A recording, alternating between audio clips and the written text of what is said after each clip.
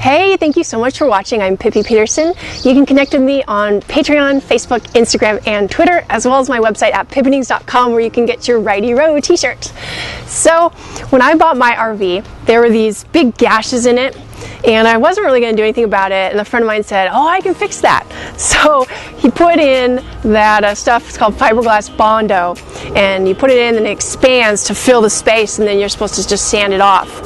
The problem with putting Bondo in such large gaps as these is that the fiberglass, it pretty much continually shrinks, especially at certain heat points. If it's cool enough, it won't shrink, but if it gets to a certain temperature point, the Bondo will continue to shrink, and that's what's happened here. You can see there's cracks around it, and then water gets into those cracks, so this really needs to be completely redone. First step in our process to repair these patches is to grind out the middle part and around the edges just a little bit to remove the coating, but not down past the fiberglass where you would reach wood. And because it's really thin, you gotta be careful when you're doing that.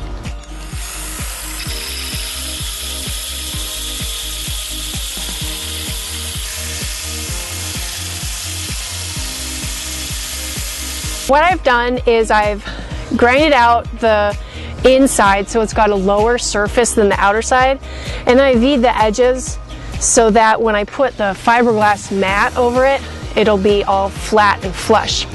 However, I want to note, really importantly, that proceeding like this forward, which I am going to do, is actually not really like the correct or proper way.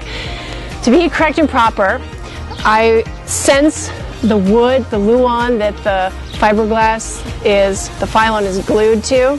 Since that is actually has a hole, it's broken, the proper thing to do would be to remove the doors here and get the whole wood piece removed, put a new wood piece on, and then proceed. This is more like a me in my backyard kind of way. The next step is to take your fiberglass mat, and because in a way you can imagine these holes almost like a little crater, so you want to build it up with fiberglass. So we're going to start with a smaller piece cut out that just is on the inside, and then the second piece will be a little bit bigger, and then the third piece will go around outside of the hole. So you can actually buy this mat at places like Walmart. It's really easy to get, and the resin that's going to go on it.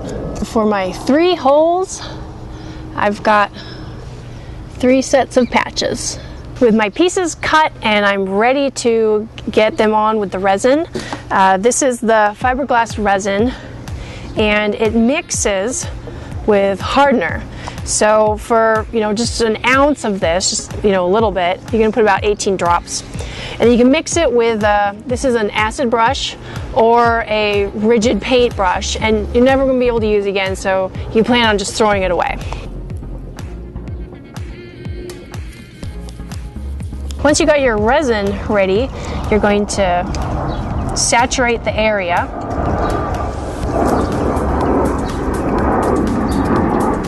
And then you're going to lay down your first piece. And then saturate every single fiber on that piece and each piece afterwards. And you'll see that there could be like air bubbles, so you want to get those out. So you can do a mixture of, brushing it versus dabbing to help get each fiber totally saturated. Then you're ready for your next piece. And it's the same process. Totally saturate it. And you want to work fast because this stuff dries pretty quickly. And when it dries, it gets brittle. Any of the resin gets on the RV, because when it's dry, it'll just come off with a razor blade.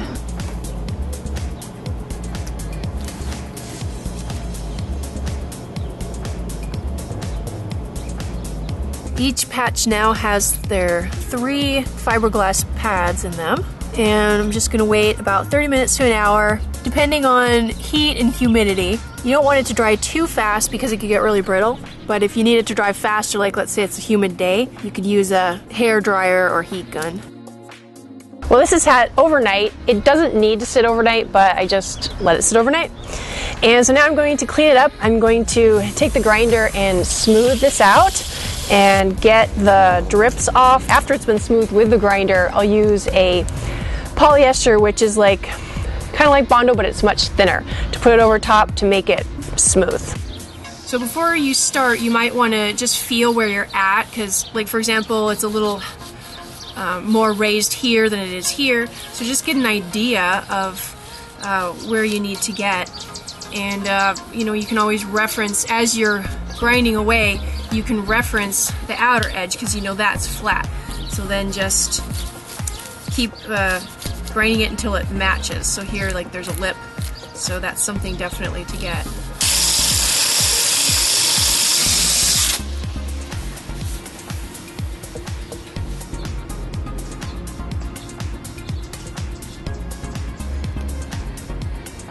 Now we'll use the dual action sander to sand it a little bit more and get it even smoother than the grinder. Prepare the paint that is currently around it to receive the polyester.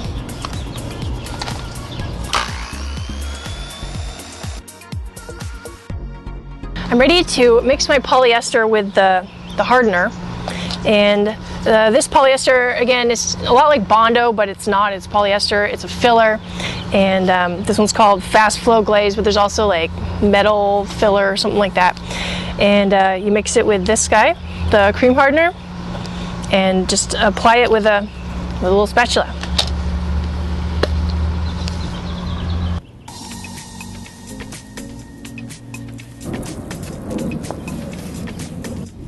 So you want to apply the polyester pretty quickly because it dries really fast, especially if you're in a hot environment. In just a couple minutes, this is already dried. And anyway, I'm going to take a 180 paper again on a board paper and do some sanding. And you never want to just sand in one direction. If you go this way, then you also want to sand up and down, or, you know, make X's, because you could get a really flat going one way, but not the other way.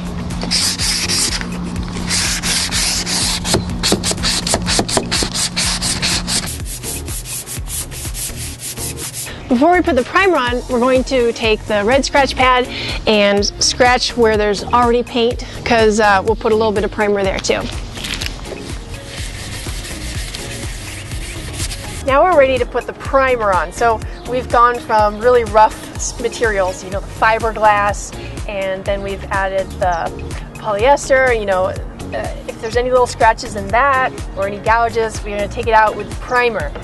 So there's a couple different options for primers. You can get there. Okay, so there's 1Ks and then there's 2Ks, and the 2Ks require two parts. One is the harder, or the activator, and it's required for this to dry. And then there's the 1Ks, which are usually come in spray bottles or these aerosol cans. These you can find at any kind of auto body store. The only difference, well, not the only difference, but the big difference between using a 1K versus a 2K is the 1Ks need air to dry. So once you put it on, you must wait. If you reapply a second coat before the bottom coat dries, it won't dry. So these require air to dry. These don't, and they go on much thicker too. So they can really cover up any sort of small scratches or things below, and these are a little bit less forgiving.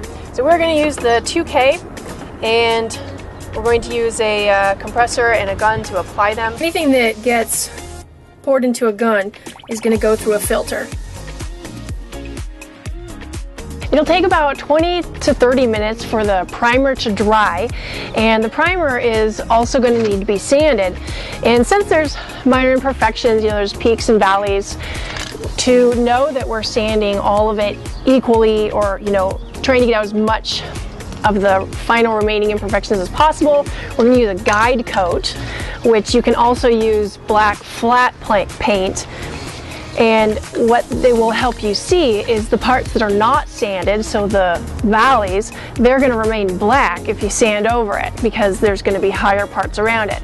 And the parts that get sanded will be gray. So then when you see, you know, a little valley that's black, you know to continue sanding a little bit more in that area until the black is gone. So after sanding just a little bit with the wet sand 600, you can already see that over here is the black remains darker than over here. So these are actual little valleys. But the interesting thing is the auto body work that we did is just from here over. So all of these imperfections and unevenness, you know, slight ripples, is just from the original, you know, probably from being 25 years old. So we can sand a little bit, but where we've done auto body work, we can try to get out these smaller valleys where it's going to be smoother.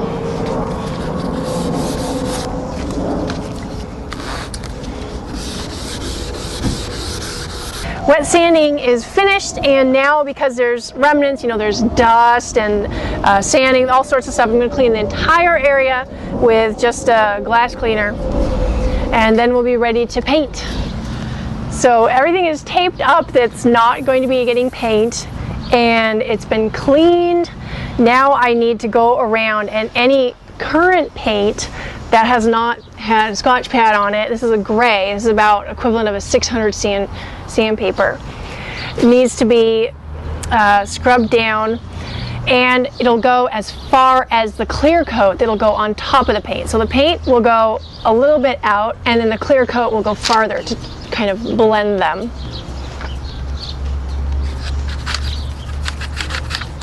Now it's time to mix our paint. And just so you know, I haven't been fully working on this on my own. I've been working with Prestige Mobile Auto Body, or PMA, and they serve the entire Phoenix area and even like up to Flagstaff and Payson sometimes. And so they've got these books that you can kind of match your color to.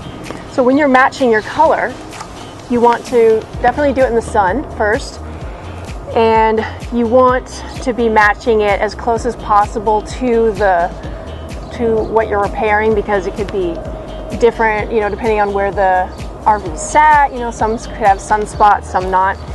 So do it in the sun, do it as close as possible to the hole patching area, and also the color is going to look a little different on different substrates. So on the bin door it might be different than on the body door, or even on your regular door it could be different. So try to match as close as possible, and if you don't have something like this, you can go to like Home Depot or Lowe's. You can get some of their swatches and take that to an auto body place that can help you match the paint. We found this color, and it obviously doesn't match immediately, but it's going to need a little bit more black.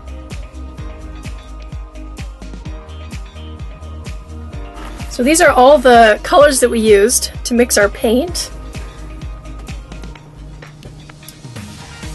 And those are all the options that PMA has for mixing all sorts of colors.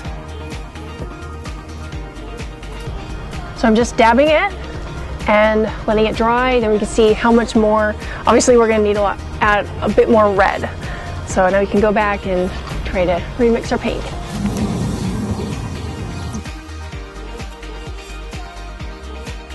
We're ready to put the paint in the gun, and before we do that, we're going to mix some reducer into it.